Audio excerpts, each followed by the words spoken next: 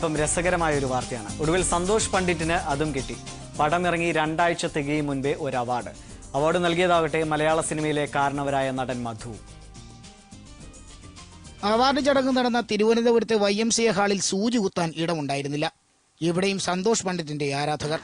കഥാതിരക്കഥ മുതൽ മേക്കപ്പ് വരെ ഒറ്റയ്ക്ക് ചെയ്ത് മലയാള സിനിമയിൽ സംഭവമായ സന്തോഷ് പണ്ഡിറ്റിന്റെ ചങ്കൂറ്റത്തിനാണ് അവാർഡെന്നാണ് അവാർഡിന്റെ സംഘാടകരായ ഏകലവ്യ ചാരിറ്റബിൾ ട്രസ്റ്റ് ഭാരവാഹികൾ പറഞ്ഞത്.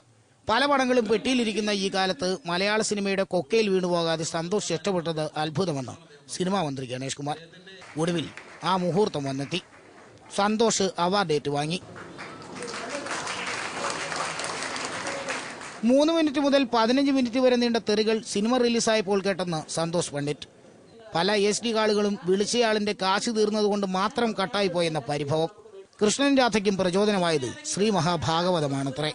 അടുത്ത ഡയലോഗ്: സിനിമ സംവിധാനം ചെയ്തതും അഭിനയിച്ചതും മനഃപൂർവ്വമാണ്. അപ്പൊ എനിക്ക് മനസ്സിലായി, അഭിനയിച്ചിട്ടില്ലെങ്കിൽ നമ്മൾ പ്രശസ്തനാകില്ല. അതേപോലെ തന്നെയാണ് ഗായകരുടെ കാര്യം. ഞാൻ ആദ്യം ചെറുതാന്ന് പറയല്ല, പക്ഷെ ഞാൻ പറഞ്ഞാൽ ഇവിടെ പ്രശസ്തിയാണ് നിങ്ങൾ ആഗ്രഹിക്കുന്നെങ്കിൽ എന്ത് സൗണ്ട് ഉണ്ടെങ്കിൽ നിങ്ങൾ പാടണം, ഒരു കഴിവില്ലെങ്കിൽ നിങ്ങൾ അഭിനയിക്കണം, എന്നാലൊക്കെ നിങ്ങൾ രക്ഷപ്പെടാൻ പറ്റൂ. ഒടുവിൽ പുതിയ സിനിമയായ ജിത്തു ബായി എന്ന ചോക്ലേറ്റ് ബായിലെ പാട്ടും പാടി സന്തോഷ് ഞെട്ടിച്ചു.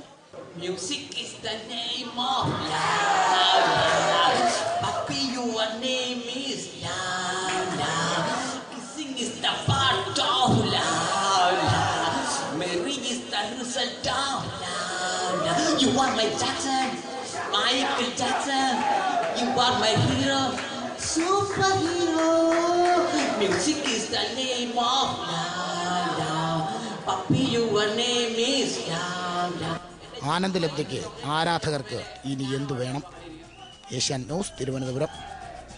ക്ഷമിക്കണം, ഇതൊന്നും കാണാൻ താല്പര്യമില്ലാത്ത കാണികളും കാണാമെങ്കിലും പ്രേക്ഷകർ ഇതും പ്രതീക്ഷിക്കുന്നു എന്നതുകൊണ്ടാണ് ഈ വാർത്തയും ഇതിൽ ഇടം പിടിക്കുന്നത്.